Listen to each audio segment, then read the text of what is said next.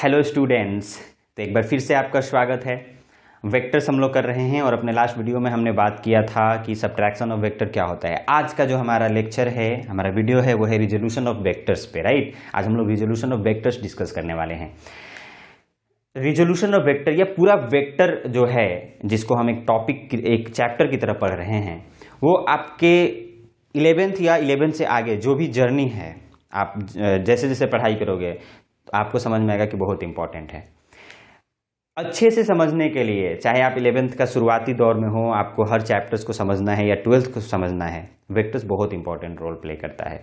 अगर आपको वेक्टर सही से आता है तो आप फिजिक्स हो या मैथमेटिक्स भी कहीं कहीं पे आप उसको काफ़ी अच्छे से समझ पाओगे, काफ़ी अच्छे से कर पाओगे। अगर आपको वेक्टर्स में डिफिकल्टी होगा देन आपको बहुत ज़्यादा प्रॉब्लम फेस करना पड़ सकता है। तो इसीलिए this is my humble request कि आप लोग वेक्टर्स देखें, अच्छे से समझें, कंसेप्ट को सीखें और क्वेश्चंस भी प्रैक्टिस कीजिए। नो मैटर कि किससे आप पढ़ रहे हो, आप किसी भी टीचर का वीडियो देख सकते हो, बट आपको पढ़ना जरूर है vector, that is very important, right. तो आज हम लोग बात करेंगे resolution of vectors. Resolution of vectors काफ़ी इंपॉर्टेंट है। जैसे ही हम लोग 11th में जाते हैं और कैनेमेटिक्स स्टार्ट होता है, कैनेमेटिक्स पढ़ना स्टार्ट करते हैं, तो उसमें एक FBD नाम का प्राणी होता है, that is free body diagram. Free body diagram में आपको रिजोल्यूशन ऑफ वेक्टर्स बहुत ज़्यादा यूज होने वाला है। उसमें हम लोग देखेंगे कॉम्पोनेंट लेना। भाई साहब mg का कंपोनेंट इधर ये हो रहा है, mg का कंपोनेंट उधर वो हो रहा है। भाई साहब समझ में ही नहीं आ रहा है किधर mg cos थीटा हो रहा है, किधर mg sin थीटा हो रहा है, कंफ्यूज्ड हैं।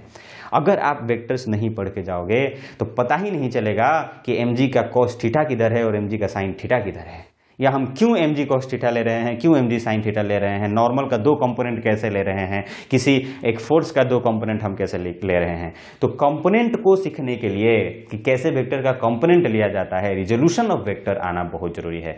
रिजोल्यूशन ऑफ वेक्टर्स का अगर हम इजी वर्ड्स में बात करें तो रिजोल्यूशन ऑफ वेक्टर्स का मतलब होता है वेक्टर्स को तोड़ना, ब्रेकिंग ऑफ वेक्टर्स। बट कैसे तोड़ना, ये ज्यादा इंपॉर्टेंट है। तो रिजोल्यूशन ऑफ वेक्टर्स का मतलब होता है वेक्टर्स को दो डायरेक्शन में तोड़ देना, दो डायरेक्शन में उसको सब डिवाइड कर देना। हाँ, रिजोल्यूशन ऑफ वेक्टर्स का स्पेसिफिक मतलब ये होता है कि वेक्टर्स को दो पार्ट में ब्रेक कर लेना। कैसे उसको हम ब्रेक करेंगे ये हमें सीखना है, ठीक है। तो रिजोल्यूशन ऑफ वेक्टर्स हम पढ़ने वाले हैं और सीखने वाले हैं कि कैसे हम वेक्टर्स को ब्रेक करेंगे, कैसे रिजॉल्व करेंगे। इसको हम लोग वेक्टर्स का कंपोनेंट लेना भी बोलते हैं, राइट। इसमें हम क्या करते हैं, जैसे कि सपोज हमारे पास एक वेक्टर है, मान लो हमारे पास एक कोई वेक्टर है इस तरीके से, और इस वेक्टर का मैग्नीट्यूड यानी कि लेंथ है ए बात के, ए वेक्टर है ये, बट इसका मैग्नीट्यूड कितना है, ए है। तो रिजोल्यूशन वेक्टर में ये ध्यान देना कि हमें उसका हमें मैग्नीट्यूड पता होना चाहिए। और सपोज ये वेक्टर स्पेस में इस तरीके से है, या प्लेन में इस तरीके से है। अब हमें इसका रिजोल्यूशन करना है, रिजॉल्व करना है इस वेक्टर को, यानी कि कंपोनेंट इसका लेना है। तो कंपोनेंट हम किस तरीके से लेंगे, इसका एक कंपोनेंट इसके जस्ट ऐसे हो जाएगा। मान लो ये सपोज थीटा एंगल है, तो इस तरीके से एक वेक्टर ये हो गया, और एक जस्ट इसके परपेंडिकुलर ले लेंगे, यानी कि ऐसे इस तरीके से। इसका मतलब यह है कि मैंने ए वेक्टर को दो वेक्टर्स में ब्रेक कर दिया। ए ही वेक्टर है जिसको हमने दो वेक्टर में ब्रेक कर दिया है। जैसे इक्विवेलेंट हम लोग पढ़ते हैं रेसिस्टेंस की, चार रेसिस्टेंस जो चार रेसिस्टेंस है वो एक रेसिस्टेंस की तरह वर्क कैसे करे, ठीक उसी तरीके से एक वेक्टर दो वेक्टर की तरह यहाँ पे वर्क कर रहा है। तो ये वाला वेक्टर क्या होगा, ये वाला वेक्टर क्या होगा, ये हम लोग देखेंगे, सीखेंगे भी। सपोज हम क्या करते हैं, इसमें हम क्या करते हैं, वैसे ये फॉर्मूला आपको ज़्यादा याद नहीं करना है, वैसे आपको समझ में आ जाएगा। मान लो यहाँ से हम एक परपेंडिकुलर ड्रॉप कर देते हैं, ठीक है। तो यहाँ से अगर आप ध्यान से देखो तो यहाँ पे हमें एक ट्रायंगल दिख रहा होता है, एक ट्रायंगल आपको दिख रहा होगा इस तरीके से, है ना। अभी आप वेक्टर पे ध्यान मत दो, आप सिर्फ ये समझो कि ये ए मैग्नीट्यूड है, ये 90 डिग्री है और ये थीटा एंगल है, राइट। तो अगर हम इस ट्रायंगल की बात करें तो इसमें हमें ये वाला लेंथ फाइंड आउट करना है, ये वाला लेंथ फाइंड आउट करना है, और वही वेक्टर है। देखो ये जो वेक्टर है ना, ये जो नीचे वेक्टर दिख रहा है वो ये वाला है, ये वाला पोर्शन, और जो ये खड़ा है ना, ये वो वाला वेक्टर है जो ये है। तो ये अगर हम ये फाइंड आउट कर लेंगे, ये फाइंड आउट कर लेंगे, तो दोनों वेक्टर हमें मिल जाएगा, राइट। तो हम सबसे पहले ये वाला फाइंड आउट करते हैं, ये इसको बेस बोलेंगे। अगर हम इसमें पाइथागोरस थ्योरम, ये एक राइट एंगल ट्रायंगल है, तो इसमें अगर हम ट्रिग्नोमेट्री लगाएंगे तो क्या लिखेंगे, cos theta is equals to base upon hypotenuse, base हमें नहीं पता है, सपोज मान लो ये x है और डिवाइडेड बाई हाइपोटेन्यूज, राइट। तो इजीली हम लोग ट्रिग्नोमेट्री यहाँ पे यूज कर सकते हैं। So cos theta will be equals to x by a, right. तो यहाँ से x का वैल्यू कितना आ जाएगा, a cos थीटा। तो x का वैल्यू आ गया a cos थीटा। x क्या है सर, x ये है ये, यानी कि इसका वैल्यू क्या आ जाएगा, a cos थीटा आ जाएगा, राइट। देन हम बात करेंगे ये वाला लेंथ कितना है। अगर हम इस लेंथ की बात करें तो इसके लिए, क्योंकि ये परपेंडिकुलर है इस राइट एंगल ट्रायंगल में, तो हमें पता है कि परपेंडिकुलर के लिए हम साइन थीटा यूज करते हैं। तो यहाँ पे हम लिख सकते हैं sine theta is equals to perpendicular divided by hypotenuse. Perpendicular क्या है, परपेंडिकुलर मान लो सपोज y है, तो हम यहाँ पे क्या लिखेंगे, y डिवाइडेड बाई a। तो जो यहां से y का जो वैल्यू आएगा वो आ जाएगा आपका a साइन थीटा। y का वैल्यू कितना आ गया, a साइन थीटा। तो इसका मतलब ये वाला जो लेंथ है वो क्या है भाई साहब, वो है a साइन थीटा। ये वाला कितना है, a साइन थीटा, ठीक है। तो ये क्या हो जाएगा, a साइन थीटा हो जाएगा, राइट। तो इसका मतलब है कि जो ये a जो हमारा वेक्टर है, जो a मैग्नीट्यूड है, उसका थीटा के तरफ a cos थीटा आ रहा है, यानी कि ये वाला जो है a cos थीटा हो रहा है, और ये जो है यानी कि ये जो है ये कितना रहा है, a sin थीटा आ रहा है। तो इस तरीके से हम बता सकते हैं कि a का जो रिजॉल्व जब हम करेंगे a वेक्टर को, तो along theta a cos theta होगा, और जहां पे थीटा नहीं है, यहाँ पे एंगल थीटा नहीं है, तो यहाँ पे a sin थीटा आने वाला है, ठीक है। तो इस तरीके से हम बता सकते हैं।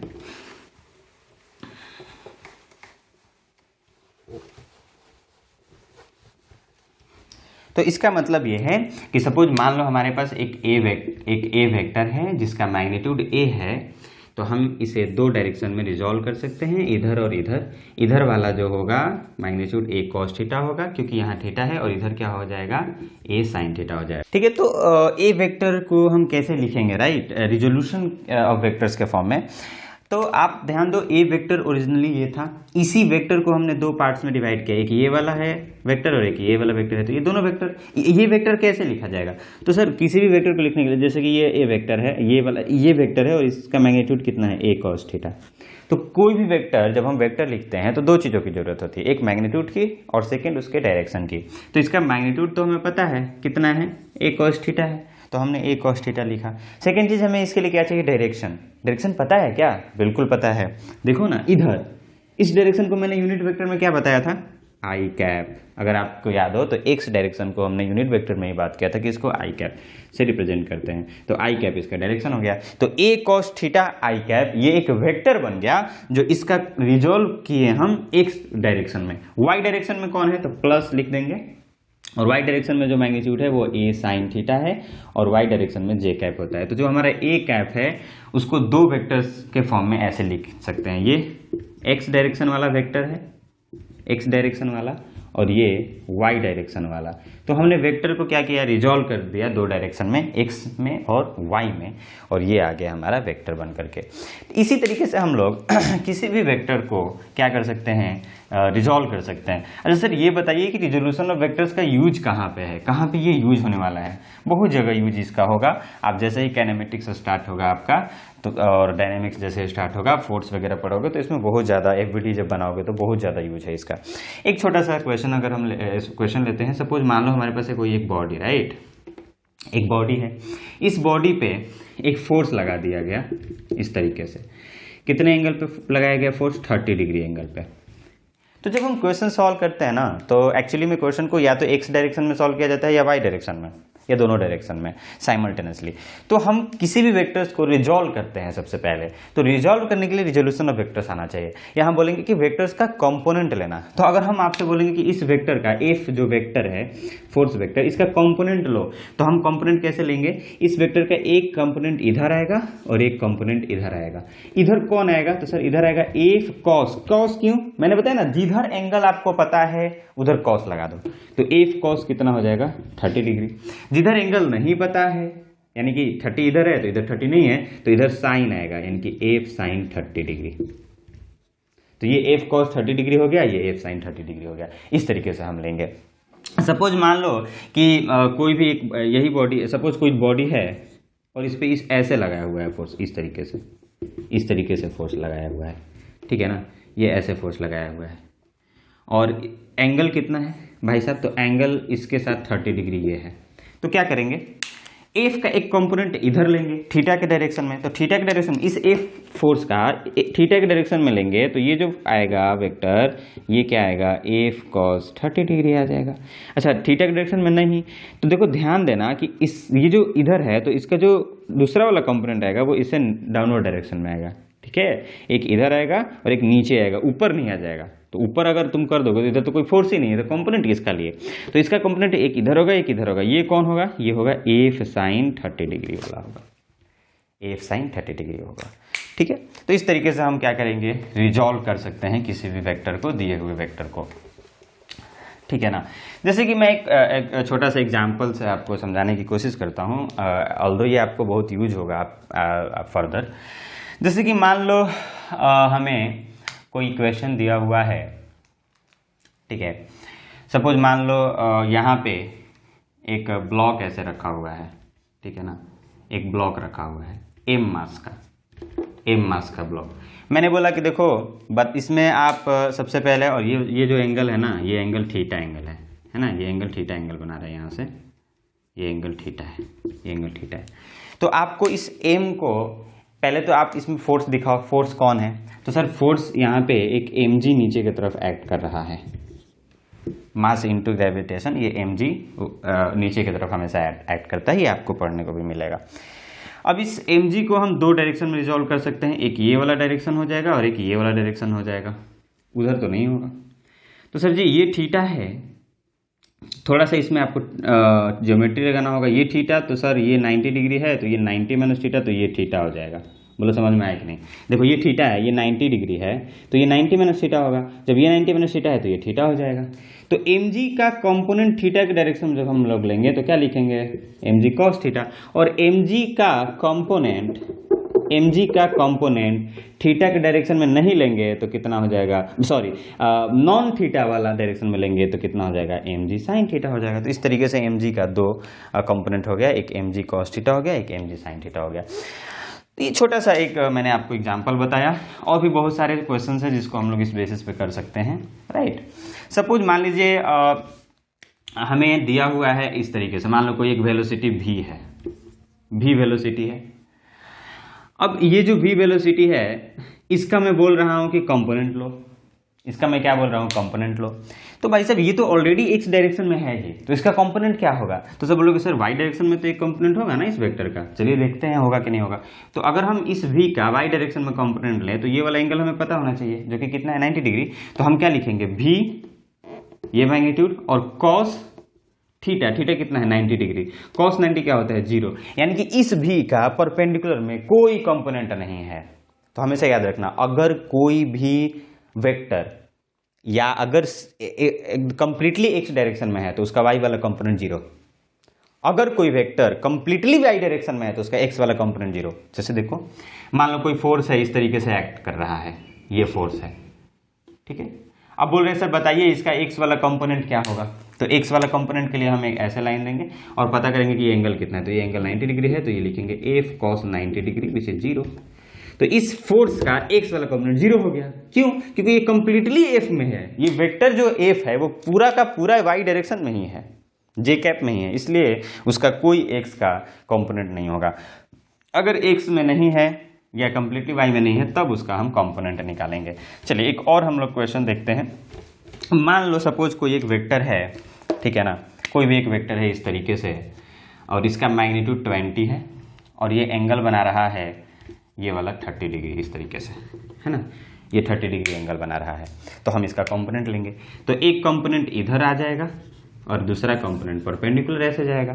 तो 20 जो वेक्टर है, जो मैग्नीट्यूड है वेक्टर का, इस अलोंग दिस 30 डिग्री क्या होगा, 20 cos 30 डिग्री होगा, और जिधर नहीं है थीटा उधर हम लेंगे 20 sin 30 डिग्री। तो ये कितना हो जाएगा, 20 इंटू साइन 30 मतलब 1/2 यानी कि 10, और इधर कितना हो जाएगा 20 इंटू √3/2, तो 10√3। इसका मतलब हुआ कि जो 20 वाला वेक्टर था उसका इधर जो वैल्यू है वो 10√3 है, और जो इधर है वो है आपका 10, यानी कि 20 को हमने दो पार्ट्स में डिवाइड कर दिया, रिजॉल्व कर दिया दो वेक्टर में, जिसका एक का मैग्नीट्यूड 10 है और दूसरे वेक्टर का मैग्नीट्यूड 10√3 है। तो देखो किस तरीके से एक वेक्टर दो वेक्टर में रिजॉल्व हो जा रहा है।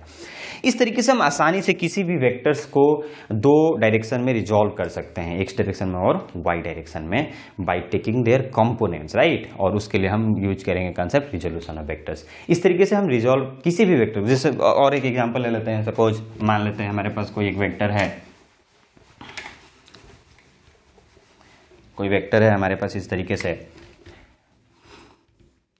जिसका मैग्नीट्यूड मान लो 40 है। इस वेक्टर का मैग्नीट्यूड 40 है। तो सर इसको हम कैसे रिजॉल्व करेंगे? तो एक एक्स डायरेक्शन में इसको रिजॉल्व कर लो, एक्स डायरेक्शन में ऐसे रिजॉल्व कर लो, और एक वाई डायरेक्शन में। अच्छा सर मान लीजिए अगर हमें ये वाला एंगल दिया हुआ रहे 60 डिग्री, तब क्या करेंगे? इसका मैग्नीट्यूड कितना है? 40 है, और इस बार 60 डिग्री। देखो ध्यान देना, जिधर एंगल दिया रहेगा उधर cos थीटा लेंगे। ये 40 है ना, तो इधर लेंगे 40 cos 60 डिग्री और इधर लेंगे 40 sin 60 डिग्री। तो आंख बंद करके इधर मत 40 cos 60 लिख देना कि सॉरी एक्स वाला ही हमेशा cos होगा, नहीं। जिधर आपको एंगल दिया हुआ है उधर आपको 60 डिग्री लेना है, जिधर नहीं दिया हुआ है उधर साइन लेना है। बोलो बात समझ में आया कि नहीं आया? तो ये 40 cos 60 डिग्री हो जाएगा। आप इसको क्या लिखोगे? 40 cos 60 1/2, यानी कि ये 20 हो जाएगा वैल्यू। और ये कितना हो जाएगा? 40 sin 60, यानी कि 40 × √3/2, यानी कि ये हो गया 20√3। तो ये जो 40 है इसका दो आया वेक्टर, एक ऐसे आया एक ऐसे आया, जिसका मैग्नीट्यूड 20√3 इधर का है। वाई वाला जो वेक्टर है उसका मैग्नीट्यूड 20 है। ये वाला एंगल कितना था? 60 डिग्री। तो अगर आपको एंगल पता है तो आप उसका कंपोनेंट आसानी से ले सकते हो by the help of concept resolution of vectors. तो ये हमारा रिजोल्यूशन ऑफ वेक्टर्स पूरा कंप्लीट होता है। अगर आप ध्यान से इस वीडियो को देखोगे तो आप बहुत ज़्यादा कंफर्टेबल फील करोगे जब आप आगे स्टडी करोगे क्लास 11th में या क्लास 12th में या कभी भी। ओके, तो thank you so much all of you. अगर आपको ये वीडियो हमारा पसंद आ रहा होगा तो ज़रूर आप लाइक कीजिएगा, सब्सक्राइब कर दीजिएगा और बेल आइकन को भी दबा दीजिएगा, ताकि कोई भी मैं वीडियो डालूंगा तो आपको आपके पास वो पहुंच जाएगा। Thank you so much.